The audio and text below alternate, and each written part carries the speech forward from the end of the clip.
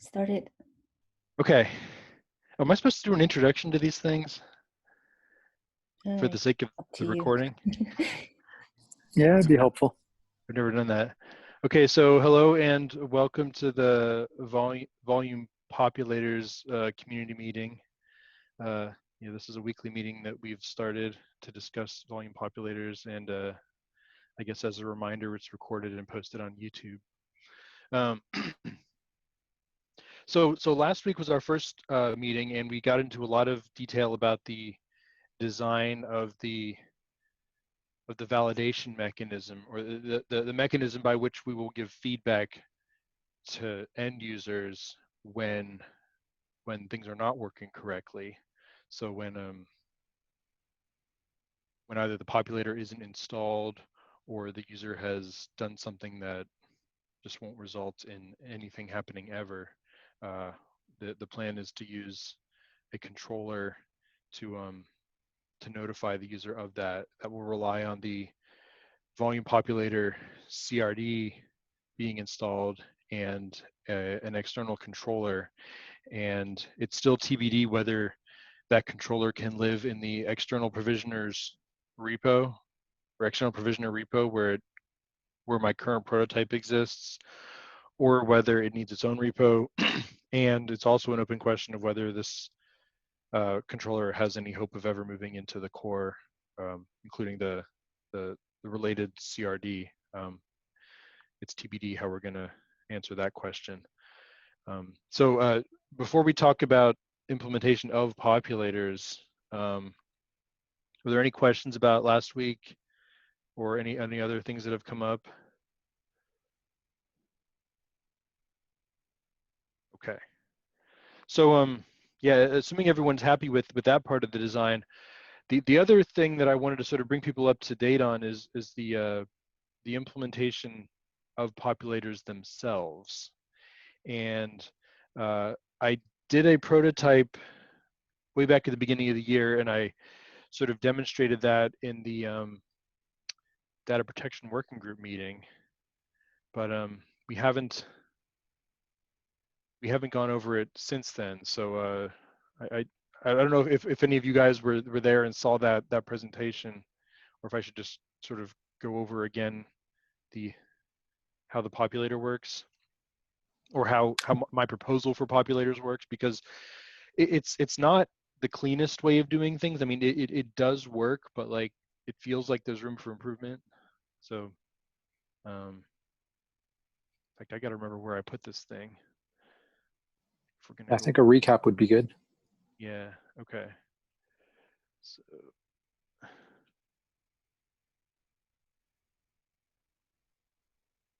hello populator. Okay, so yeah, this is the prototype implementation I posted. It said NetApp hello populator. And this prototype predates any of the CRD design. So like this thing, under the current design would have an instance of a volume populator CR called hello. So let's see here. I can quickly show the CRD for hello. It's I actually don't know if I have a sample of this anywhere, but it's a really simple CRD. That basically the spec just has a file name and a file contents. And so what the populator does is it takes the contents, which is a string, and it writes it to the file given here. And so you can create one of these hello objects, give it a file name, give it a content, and then make that the source of your PVC. And what the hello populator will do is give you a PVC that already has that file with that name and that contents pre-populated in it, just as a demonstration of how this can work. And I have more complicated versions of this, but I wanted to go over how this one worked, because this is sort of like boiled down to as simple as possible. Yeah, where did I put the code for this? Oh, it's in the root directory, hello.controller.go. Yeah, 750 lines is what it takes to implement this. So I don't know where to start, but this is just basically it's a standard Kubernetes controller. It's based on the sample controller. It has a watch for PVCs, so it watches. All it watches is the individual PVCs, and I'm trying to find where that control loop is. So, okay, yeah, we have a PVC informer and a PV. Oh, that's right. It has a lot of informers because it has to watch both for PVCs that the users are creating, but then also has to pay attention to the PVs that are getting created by the external provisioner, and it has to watch the pods, and it has to watch for the hello objects too. Okay. Sorry, I'm jogging my own memory as I go over this code because it's been a while. But the basic implementation is down here in sync PVC. So what it does when it sees a PVC is it goes through all the regular checks. Does it have a data source? Does it have I think it checks for storage class. But this will see, every PVC that gets added to the system. And so it's important that it doesn't react to anything except for the kinds of PVCs that it's responsible for, which are ones that have a data source where the kind is set to hello.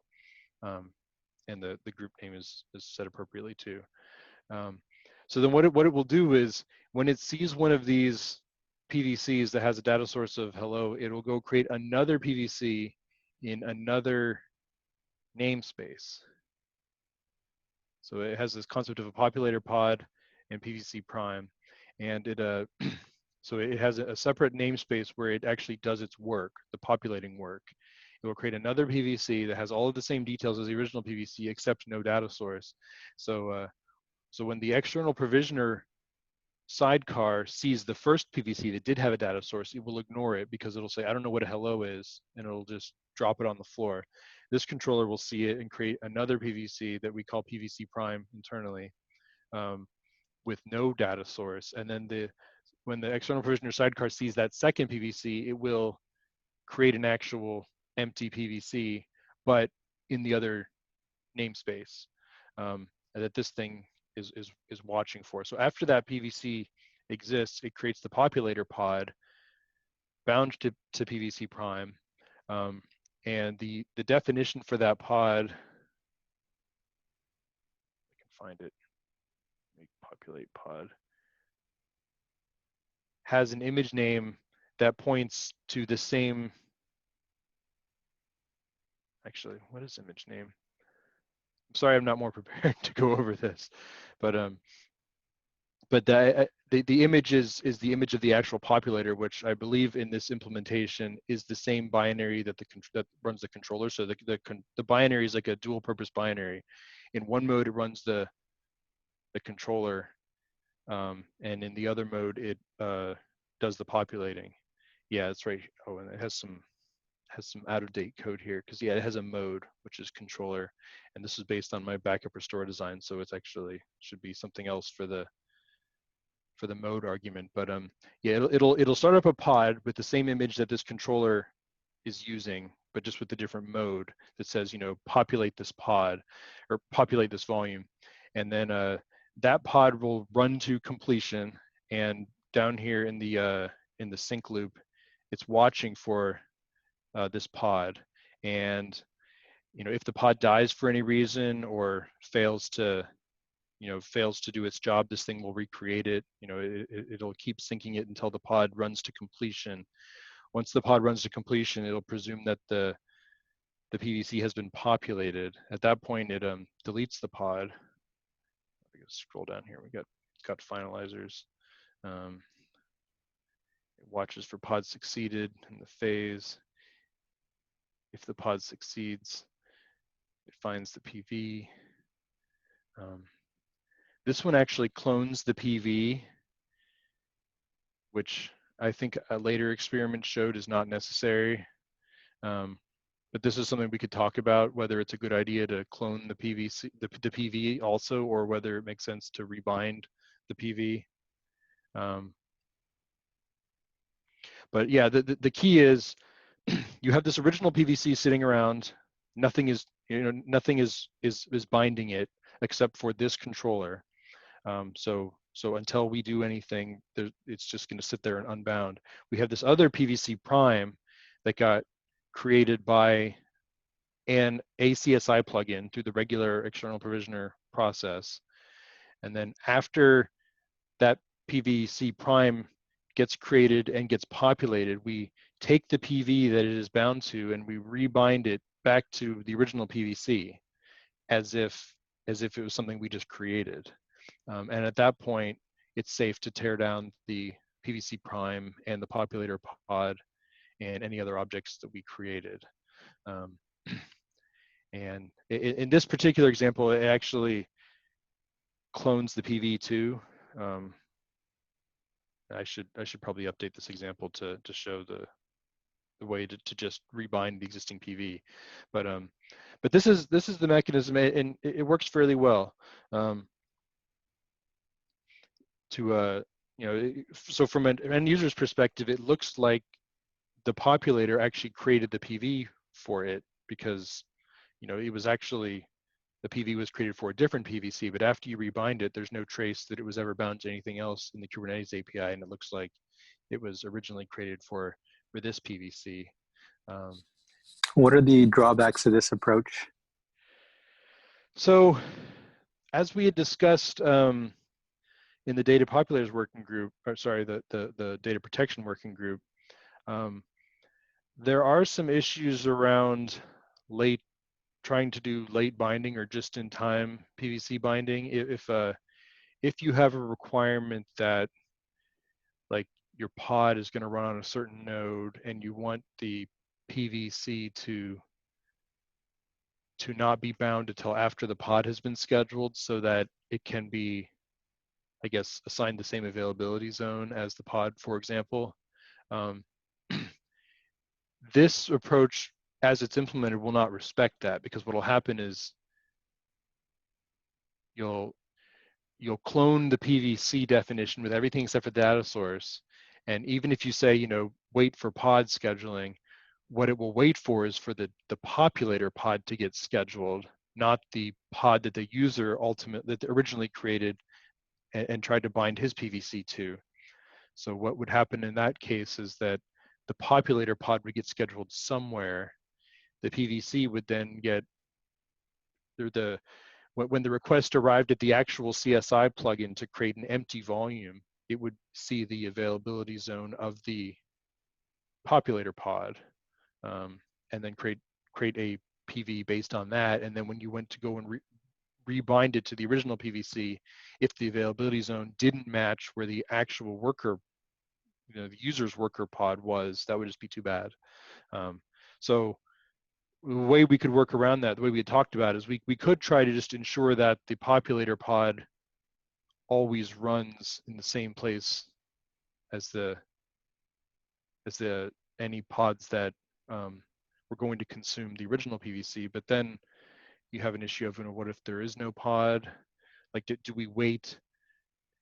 We would, I guess we'd have to come up with a way to match that late binding semantic, where we would, if a PVC was set to wait until first use, we would have to also wait until first use to do the population, and then Wait, sorry, I just want to make sure I understand this. Why would running it in the same namespace help? Not same namespace, same availability zone. Oh, okay. Sorry, Okay, I hope I didn't say namespace. Yeah. No, I must have misheard. Okay. If we could somehow ensure that the populator pod ran on the same name, or ideally the same node. I mean, I'm not really familiar with like node specific provisioning, but if there is a finer grained concept than availability zone for pod scheduling, then like you would want to make sure that the populator pod ran as close to the where the final pod was going to run as possible, ideally on the same node. But then you run into other issues around, what if there's not enough resources to run the populator pod on that node, or what if there's some weird taints on the pod or some taints on the node that the populator pod can't tolerate. I mean, you could imagine a bunch of weird corner cases, because ultimately what you want to achieve is you want to create a volume that looks like the volume that the user would have gotten based on what they asked for, but then do that in a separate namespace and then attach the populator pod to it and then do the rebind before the user ever sees their PVC get bound. So I haven't thought through all of, if it's just the wait for first use semantic that we have to match, and that's probably not too hard to just make, or basically make the populator controller copy those semantics and give you the right result. But like I would worry that if there are other controllers or other features in the system that are trying to control pod scheduling and PVC scheduling, and this thing is unaware of them, then it can't replicate those semantics. And I haven't thought through what other mechanisms could exist to sort of control pod and PVC scheduling other than the wait for first use semantic. So I'm actually interested in feedback on that subject or suggestions. Like I guess I do know that there's the concept of like local volume plugins where like what you get is actually like a local volume on a specific node, and if you would want to use those with data populators, you would need to ensure that the populator actually ran on that very node where where the workload was going to end up. Yeah, this was an issue for my team at Red Hat for KubeVirt, because we have what we call data volumes that are kind of like populators that basically initialize a virtual machine disk before VM starts. Well, yeah, so I actually mentioned in my KEP that it's one of the use cases I had in mind when I designed this, is something that would like take images out of like a Glance repository or something like that and shove it into a disk for the virtualization use case. So did you guys solve this a different way? Yeah, well, I mean, we kind of cheated, but yeah, so the issue we had was people were using local storage. The PVCs would get populated on 2 different nodes, and then the VM wouldn't get scheduled. So wait, what do you mean 2 separate nodes? You just mean that where the volume ended up was different than where the VM was supposed to be? Yeah, so there would be either the most common case was a VM had 2 PVCs that were using local storage, and we would populate them. And because we didn't take any regards to where this thing would finally be running, they may get populated on 2 different nodes. Oh, I see. So you create a pod, and then it just couldn't be scheduled. So if there had been just one volume, then wherever it ended up, you could have made sure the pod also went there. Right. But the moment you have a second volume, if they don't end up in the same place, you have an unsolvable problem. Right. Okay. So what we did is, because we have a controller that everything is based off our own virtual. We have a controller. We have virtual machine definitions, which we create pod definitions ourselves. So what we did is created what we call a doppelganger pod. So we would, when we first see the VM definition, we would create a pod that looks just like the final pod, but it really doesn't do anything. It just gets scheduled. And then, so that will bind the PVCs somewhere. And then we run the data population, and then we finally run the VM. It's kind of hokey. But one thing that we thought about doing that may apply here is, you could do basically, you could have a mutating webhook on pods that looks for PVCs that need to be populated, and then your populator becomes an init container in that pod if it hasn't already been populated. So you would inject it into that pod definition. Okay, but that only makes sense for pods that are bind on first, or PVCs that are bind on first. Right, exactly, right? Yeah. So it would only be for the wait for first consumer case. Oh, that's right. It's called wait for first consumer. Yeah.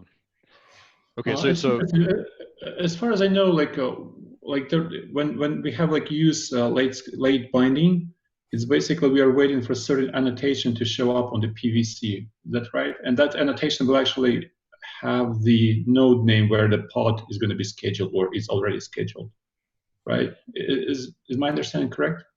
You know, I haven't looked at the implementation of how wait for first consumer works. Like I've used it as an end user, you know, where Mhm. you can set it on the PVC and then attach a pod, and then sure enough that it matches the availability zone. But I don't know how it works under the covers. So yeah, it Right. doesn't surprise me that it would be. Yeah, I think Elliot worked on it. Elliot, do you remember the specific, like how that works? Yeah, I think as I understand basically when the pod gonna scheduled, the scheduler will add an annotation called selecting a node on the PVC. And then the controller will see this node and think this PVC should start provision. At that moment, I think the populator can take over this PVC and create a pod on that node. So let me see if I understand. You're saying that there's a controller that's watching for PVCs that are wait for first consumer, and then it waits for a pod to refer to that PVC, and then it waits for that pod to get scheduled. And then once the pod is scheduled, it figures out the node that it got scheduled to, copies it back to the PVC, and then the provisioner that was ignoring it because it was wait for first consumer at that point says, oh, okay, now I'm going to provision it with the availability zone information from that node where it got scheduled. Yeah, I think Okay. that's And, correct.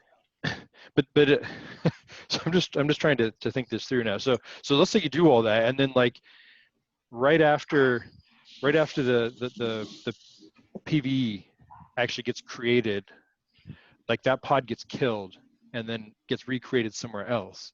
Like at that point, you just have a situation that's not going to work, right? Like Well, sure, but you have to understand it's the same situation with external provisioner, right? It sees that it's already there. It starts provisioning PV for you. So it's basically, yeah, if then node dies and it's getting rescheduled. We are basically in the same boat as external provisioner, right? Yeah. So, but I guess I'm just observing that the moment that pod moves, all of the work that you did to try to ensure that the volume ends up on the same node was wasted, and you have to start over basically with a whole new PVC.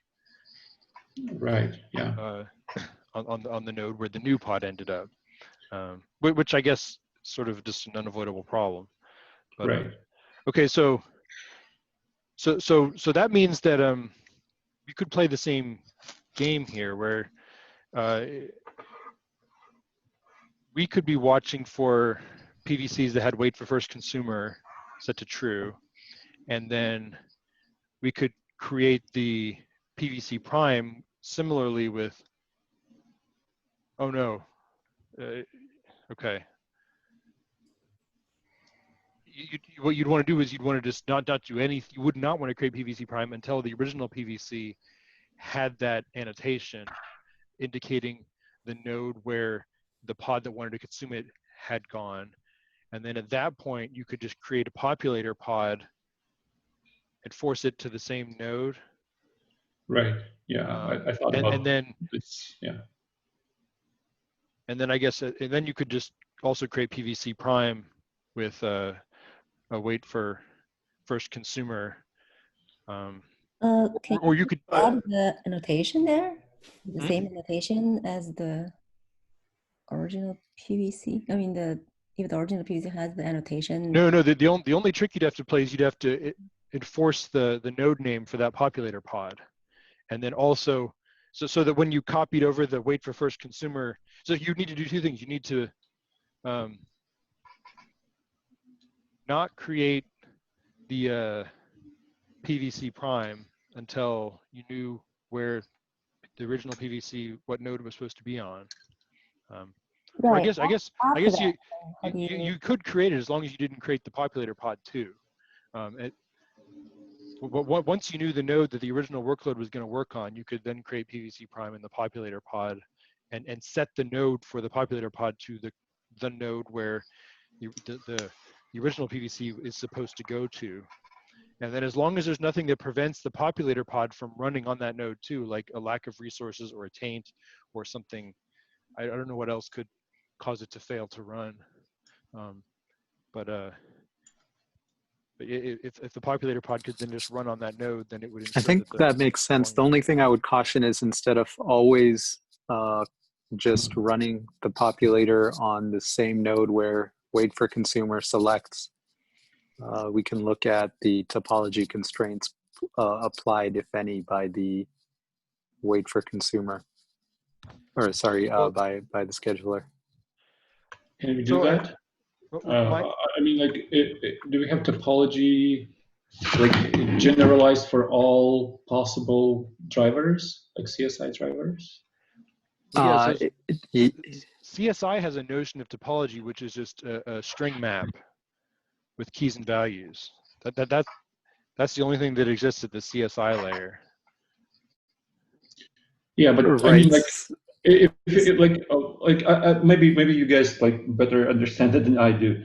I'm trying to think about, like, we have like two use cases, right? I think what Saad is mentioning. Okay, so we have local storage, which can be attached only to, like, so we must basically schedule a populator pod on the same node because there is no other way, because it's a local storage and it's only available on that node. Right, then there is this maybe regionalized storages where we say, okay, it must be in the same zone rather than the same node, right? But I think the way Kubernetes works is that while the CSI layer will never be more specific than region and zone, the way that it finds out the region and zone is it waits for a specific node to get chosen, and then it finds what region and zone that node is in, and then sends those over to the provisioner, or to the CSI right. plugin. I mean, It always starts from a specific node, but then of course CSI doesn't understand nodes, it just understands these key value pairs. So it takes the key value pairs for that node and sends them across. And the key value pairs would be specific to the, I guess, the Kubernetes deployment. So like GKE is always going to give you region and zone, but like a different deployment might use different keys. My concern here is, like, if we take GKE, right? I'm thinking about two cases. So we have this PD notion of persistent disk, and basically the same persistent disk can be bound to, like, it's a zonal resource or regional resource, it depends, but it can be bound to any node or instance in the same region or zone, right? Mm-hmm. But also we can imagine that we can have local disks also in GKE, and this stuff just goes with the node, right? It doesn't, you cannot move it across even in the same zone, right? It's literally, it's bound to a node. How do we distinguish between these two? Like, we have nodes, we have, like, in the same GKE, we have nodes, we have regions, zones, but these are two different types of disks, like local disk and persistent disk, let's say. So I don't know if there is a CSI driver that can give you local disks. I think the way you get local disks might be a different mechanism. Saad, do you know if that's true? Yeah, today we don't have a local disk CSI driver. It's a built-in in-tree driver. That said, there's nothing that, I mean, go ahead. Does it have special understanding of, like, what node the pods are on and what nodes the disks are on? Yeah, the scheduler is aware that local PV is a special type and it handles it specially. Okay, so like if we tried to make that into a CSI driver, like, you would have problems because... Right. I mean, theoretically, it should be possible because the topology logic is flexible enough that it could allow you to, the CSI driver, to express that this volume is constrained to a single node. Well, so you would need a third key in your topology constraints. You need region, zone, and node. And node, exactly. So as long as you had that, it should be fine. It should be doable. Okay, I think that answers actually my concern. So I think if we have that mechanism and it's generic, then it's actually great. Yeah.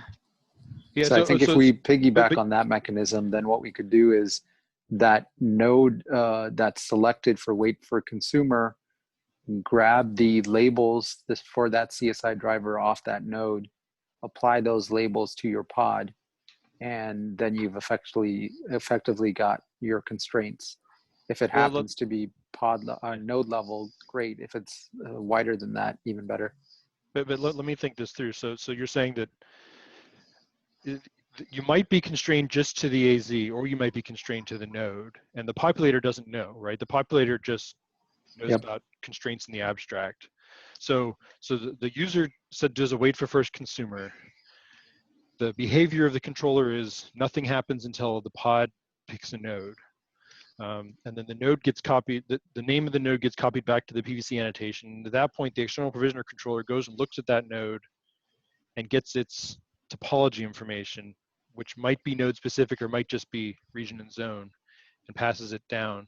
But the piece of it that the populator would need would be, if there is node information, it would have to be smart enough to know that like the pod needs to go to that node.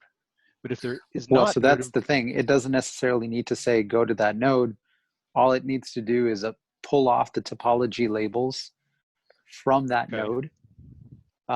And presumably those topology labels will be, you know, if it is a node level constraint, will include node information. If it is wider than that, it would include only zone level information. All the populator needs to do is pull off all those labels and convert them and apply them to the pod. And so then the pod would effectively get the same level, if I remember correctly. What if they're too specific? Like, because the node could have lots of topology labels, some of which might not be relevant. Like let's say you wanted just to end up in the same zone. You didn't care about ending up on the same node, but the node still had node topology labels, and that the original pod was not filtering on them, and the original, well, you're saying that the behavior of the sidecar is that it would have taken those topology labels, including the node label anyways, because it's not smart enough to know if it should ignore some labels. Yeah, basically we imitate the behavior of the external provisioner, because the external provisioner is in the exact same position, right? All it's getting from the scheduler is this node. This is the node. Yeah. And then so it has to take that and convert it into a set of topology constraints to pass to create volume. Okay, so if you don't want to force things onto the exact same node, then you shouldn't be putting node level topology information on your nodes. You should just be putting zones and regions on there. Yep. Okay. Well, so yeah, I don't have any experience actually doing topology-based scheduling of pods, because I've only looked at this from the volume side, but that's something I need to look at. So yeah, I think we could play the same trick where we, you know, if it's a wait for first consumer, we would just follow the same kind of process the external provisioner does, wait for there to be a node, grab the labels, use those labels for our populator pod, and also make that PVC wait for first consumer, and the right thing should happen. So yeah, I think that sounds right. But yeah, double check the logic there. I think it should work, but worth double checking. Yeah, well, I mean, what I'll do is I'll just implement it and try it out. I mean, it can't be that hard. But yeah, it'll be interesting to like test it in a scenario that where we have multiple nodes, and in different zones, and also maybe to construct a scenario where there's a per node topology information, like node specific topology information that would force it onto exactly the same node, and see if we get that behavior too. About things like taints and tolerations, you don't have concerns that the end user pod could have a toleration, and that the populator pod might need the same toleration in order to end up in the right place? So the scheduler is supposed to take care of all of that, and then the node that it spits out and applies to the PVC should have taken into account all of that. Right. For the user's pod. Right. But if we create a new pod for the populator, and we just give it the topology information, but not the tolerations, it could fail to run on the node where it's supposed to, right? I see what you're saying. Yeah. Like, so the populator pod might just never run, and then now your whole workload's stuck because you can't, because you're on a tainted node. Yeah. So you may need to copy those as well. Interesting. And that feels a little bit more hokey, to steal someone else's tolerations. Can we do some sort of pod templates, kind of expose it so users can actually modify pod templates for our populators. Just crazy idea. And Well, the if there is a populator is something that an administrator would configure and set up ahead of time, and then from the user's perspective, they would never know that anything was there. They would just be another data source, you know, like. Okay. So let's say not about you. Maybe users. I meant like users in like broad scope, so administrators in this case. So can we give them access to actually populate their pod template so they can do like add whatever labels to it and annotations if possible, so that it's going to have kind of right set of properties. So it's going to be like so for a specific populator, you could add like command line args that say, you know, add these tolerations to every populator pod, and then it could just do that. And that could be something that you configure at installation time, if that's the right way to deal with something like that. But I guess what's making me nervous is like we're designing a lot of very specific mechanisms for like how populators can mirror the functioning of like a normal, you know, provisioning workflow, and still respect all the rules that you know users will expect it to. But like all of this code has to go into like the populator implementation itself, and like the whole point of this project is like we want to have lots of populators, not just one. So the thing that's making me nervous now is like there's going to be all this code that has to be coded just so to make things work right, and then everyone's going to have to do the same thing. And so we really need a way to like share the portion of the code that does all the stuff we just talked about. You know, the creation of populator pods, the rebinding, the respecting of the wait for first consumer, you know, the copying of the topology information. I think with all of this complexity, we really maybe we're looking to like creating some external data populator, which is going to be shared. And it almost feels like you want to make this a sidecar that then like runs alongside like the thing that does the actual work, which is something that will you know, populate volumes. And then all this is just sort of machinery that's necessary to, you know, take PVC, or to take a blank PVC and sort of make it show up in the right place, and then swap in the PV to the place where you would expect it to have been. But I'm nervous because the other thing I wanted to talk about related to this discussion is like all the different flavors of how populators could actually do the real work of populating. So for now, we've been talking about how they interact with Kubernetes and how they would get the objects created the right way and end up in the right place and bound to the right things. But as far as how you actually get the data into the volume, like one way of doing it is just to create a pod, like the Hello populator does. But I really would like to talk about versions of these that have multiple implementations, or most interesting to me personally is versions of these where the population could be done by a generic pod or by a CSI plugin, because that's where it gets most interesting. We just have I like have another idea. Sorry, go ahead, Shing. I was just saying, like, can we just have like a sample data populator instead of trying to implement this for them? Because not every driver works this way, right?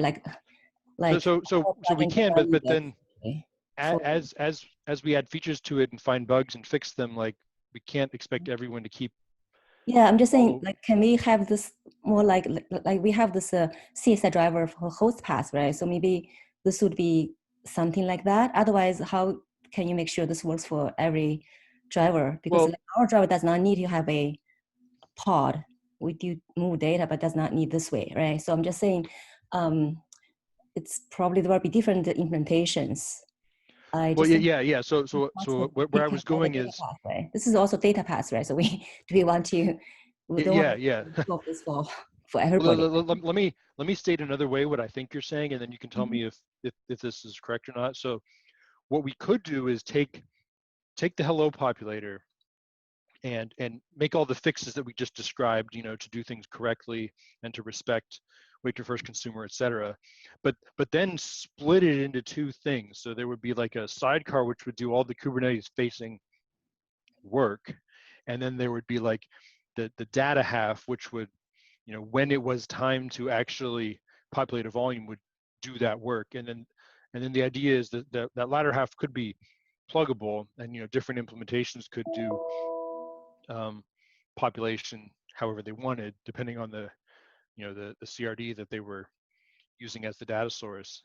But if we could somehow split the implementation into two things, where the first part was reusable and everyone could just share that, and the second part was pluggable, then that would kind of get at what you're talking about, Xing, except that there are versions of this, like where you don't actually want a pod to do the population, where you want something else to do the population.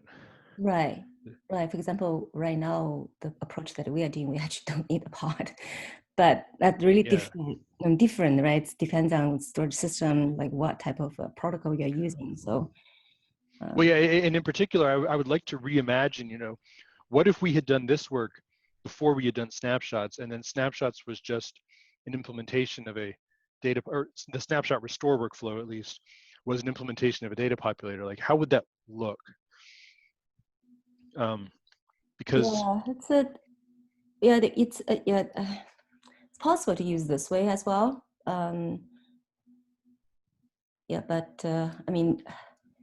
But snapshot, you also could have different type of snapshot, like even now, right? You have a local snapshot, and you have this remote snapshot. So those also work differently. Well, but can you talk? Sorry, Xing, can you talk a little bit more about what that use case is, if where you don't need to use a pod?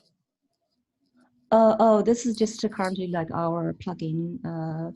Velora vSphere plugin actually does not really use a pod. It's because the protocol that currently we're doing, it's going through the network. So we just need to have this connection. We don't really have to create a pod to attach and copy data. But you have to talk. You have to talk to some storage controller. Right. It's similar to what a CSI driver would do, right? In our case, this could change even in the long term, because I think in the VM case, like it's actually would require like attach or something. But this right now, I think we couldn't do that way. But doesn't mean that in the future we cannot. So I'm just saying this pod we may still use this in the future when we don't have this restriction or something. But right now we actually don't use this. We don't have to use this pod too. And just to make sure I fully understand this, for Velero, the storage system, you give it a network endpoint, and then the storage system is responsible for doing the actual data path copying? Yeah, it's not just, this is actually not for, it's not like for Velora specifically. This is just right now what is in our Velora vSphere plugin. Okay. I'm not saying for other backup vendors. It seems like they are still, most of them are still have this like a pod, data mover pod. Yeah. Okay. So I'm just saying that probably will be different use cases. Yeah. So if we put our backup restore hats on for a minute, and imagine how this would integrate with a restore workflow in the future, like I can imagine a version of backup and restore where you have these CRDs that represent backups that could either be restored by a pod that just knows how to access the backup wherever it is and write it to a PVC that the pod is attached to, and like that's how restore works.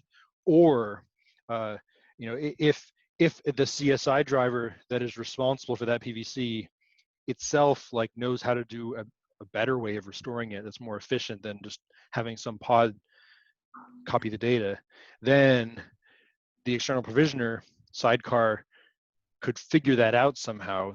That then the how is TBD, but then just like go through the regular CSI, like restore this backup for me kind of workflow, the same way we do with snapshots or clones, where you just basically tell the CSI driver, give me a volume that has the data in it already, and then it can do that. But yeah, we should probably support both. I like that idea, and I like that pluggable model for pods as well. Okay, but like it gets complicated when we talk about potentially having to integrate with the with CSI plugins, because at that point you don't want to create like a populator pod at all. What you want to do is Right. in So the this may external be in the external provisioner, figure out whether, you know, which path you're going to go down. Am I going to go down the CSI plugin does it or the populator does it path? And I have a prototype of how you could make that decision. But then, like, after you make that decision, then, you know, you either have to hand it all over to the CSI plugin and just say do that, or have the external provisioner plugin sort of step back and let the populator do its workflow. But then, if you are using CSI plugin to do, I guess I'm not very clear on how do you do that. So you have this data. So the CSI driver will have to implement another function, CSI RPC to. Yeah. Like we would need a whole new CSI spec proposal that included all of the APIs to do restore backup. That's different. Yeah, that's different. That's like what kind of talking about. Like we need to have a set of backup API, volume backup APIs, right? Yeah. At the CSI layer. Yeah, it's different. Yes. So basically, then the driver will be taking care of like the moving data, but. So I don't know. I mean, yeah, that's one approach. I want to get to that place, but like I don't think that it's a good idea to lock ourselves into a CSI only approach. Yeah, I don't know if that's the best. So we actually did that with my previous project, right? So basically, you take a snapshot, and then the CSI driver will actually have a location and then upload that according to, you know, depending on what location it is, to some place. Well, yeah. So CSI snapshots themselves are sort of fuzzily defined. Yeah, I don't know. That's one way, but I don't know if that's really. So I'm happy to spend the next week's meeting going into the details of that, like, because that was my original prototype from last year that sort of drove all of this, was that I wanted to have a backup CRD. I wanted to be able to drive it through CSI, but I wanted to have a non-CSI path. And so out of that came the proposal for data populators. I think that one, Andrew also started something like that, but I never see the detailed design though. So I don't know. Yeah, so there is no design, and actually they kind of asked me to kind of continue the design. So it's. Do you have any draft design of that? Not yet. Okay. I have one question, Ching. Maybe you mentioned that you had a use case where you didn't need this external like populator pod. I wanted just to dig into this to understand how that would work. So I imagine we have a PVC. Just don't have to attach. So meaning that I don't have to attach to copy the data. I still need to move the data.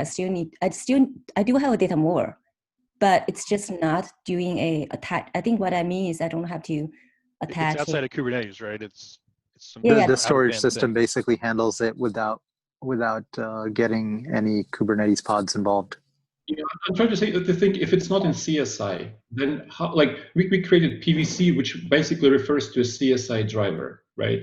So it says I'm from this. I'm from this CSI driver. So when we do something that is not CSI and it's not pre-created empty, like a blank volume which we populate using data populator. It is a blank.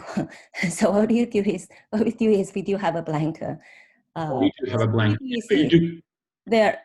Created that one. Then then we just basically read the data, download the data, and then overwrite the PVC. I see. So generic logic here would be provision and like blank, blank volume in the region zone corresponding to the target pod if it's late binding. And then at this point, we can have different use cases, right? One is we don't need pod, and the other we need pod. I can't use the, but the one problem for my approach is right now without this thing Ben is working on, I cannot really support the wait for first consumer yet, because the moment I have the PVPVC created and bound, I can't. So basically, meaning I cannot create the pod first. So in my case right now, if you create an empty pod or you create an empty PVC and then try to do some magic that fills it with data, the moment you tell Kubernetes the PV is real, like the original user's pod is going to try to start using it. So the pod is actually created later, right? So in my case, it's not. That's why I really want this feature that Ben is working on. I was hoping to solve my problem. I thought this was my problem. So it very well may. So, but just to answer Alexi's earlier question about the, I did a presentation of my version of the backup design way back in like the first or second of the data protection working group meetings, I think. Xing, do you remember that? Yes, you did one. It may or may not have been recorded, and if no, not, I'm like, well, I can find out because it's in our agenda doc, so we should be able to find out that. But in any case, like I'm happy to go over that again, but like I feel like that's really getting back into the data protection area. So like it doesn't make sense to do that during this meeting. Like we want to go back to the larger data protection working group. Yeah. Like for this group, I really just want to focus on the populator mechanics and so maybe we should do that. Let's focus on the pod kind of facilitated option first and get that nailed down. And then once we have that, then let's focus on the broader picture of how does it fit into the backup story, and make sure that the backup story can use either this or some sort of, talking directly to the storage system via CSI to do this. Yeah, I want to look at that backwards, which is like, I don't want to, like, from the perspective of how we implement populators, I don't want to think about only backups. I want to think about for any kind of populator where you might want to have multiple ways of doing the population, whatever that is, whether it's backup or something we haven't imagined. Like, maybe I want to make sure that this mechanism could either do a pod-based approach or some other approach, whether that's CSI or even something else that we haven't discussed yet. Yeah, I was wondering if maybe we don't really have to really nail down how to implement a populator. I mean, you have your Hello populator, maybe just like one approach, and as long as we can figure out how to enable this thing so that we can actually really support this wait for first consumer. But if the goal is to structure this as like two separate containers, like one sidecar that does all the Kubernetes work and then another one which does the population work, like defining the glue between those two becomes the hard problem. This is such a complicated problem. Kind of leaving it up to everyone to figure it out on their own is going to mean most people are not going to adopt it, or if they do, there's going to be lots of bugs. So if we can follow the model that we did with CSI, where we said, okay, all the complicated logic goes into these standard sidecars, you are free to not use them and do things completely on your own if you want to, but here's the what we recommend. Or you're also free to fork the sidecars and go crazy, right? Exactly. But having kind of a well-worn path that people can follow and say, here are the sidecars, don't worry about how they work. We've taken care of designing and building those for you. Just create this small little piece that, knows how to copy data or whatever. That would be the goal, I think, here, so that we can simplify that end-to-end experience of developing these things. Yeah, and I like that idea. I'm not sure how I would cut this. Where would I cut with a knife? To separate the Kubernetes facing piece from the populating piece. Haven't figured that out. We can do. I like Saad's idea about having this pod use case as our kind of the first one. Then we can think about the other use cases, or maybe we can think now. One of the thoughts I have, like the populator itself, it can be actually any sort of logic there. And maybe you don't even need to ask to attach volume to this populator. It says that it's just a populator and you don't need to attach volume to it, right, to the pod. And maybe that way you can just implement whatever third-party copying logic you use there in this populator without actually talking directly to disk. Does this make sense? I mean, in the abstract, yes, but like I'm afraid the devil's going to be in the details. Oh yeah, sure, yeah. Like, yeah, it's easy to say that, but as I try to think through the how, like I start to get very nervous. Sure, I agree here. I'm trying to generalize our model at this point. So Yeah. we use populators and we try to kind of to push it to push its boundaries until we can, and then yeah, maybe you're right. Maybe it's we'll have some edge cases where it just won't work. Okay, One more well, crazy idea I want to throw out before we end, okay. so people can think over it before our next meeting. I completely recognize all these issues that you've mentioned, Ben, and I agree. Like, there's potentially other features we may break in the future if we go down this path of trying to imitate all the kind of scheduling functionality in our pods and things like that for the populator pod. Is there a way that we can get around that? One potential way might be to make the populator an init container. The init container is always started before the primary container. Normally the end user defines what the init container is, but potentially we could define an admission webhook or something that injects an init container that does the population. And that two works well for benefits. single pod workloads, but if you have like multi-pod workloads, like, you know, with RWX volumes, I could start to see problems there. Yeah. I think in general, kind of manipulating users' pods like might be dangerous. Yeah. Okay. Crazy idea, but wanted to throw it out there. Okay. Yeah. I also think that there's also going to be other weird situations where, like, if you create a volume and then before you ever attach a pod to it, you like try to take a snapshot of the volume, right? Like, that's a thing you can do. And like, if it's not populated at the moment you take the snapshot of it because no pod has ever run, then you're also sort of violating semantics. Right. Because technically the volume has already been created. Yeah. The moment that it's bound, like, you expect the data to be there. So it's very important that, like, you do all of the populating before you bind it, which means creating that second PVC in the other namespace. Yep, I agree. All right, so this will continue to be a tough problem. Okay. Yeah. Okay. So we're out of time. Thank you, guys. I have some ideas for an agenda for next week, and I will try to dump the notes from my brain into the agenda doc this afternoon while they're still fresh. Talk to you guys next week. Sounds good. Thank you. Take care. Thank you.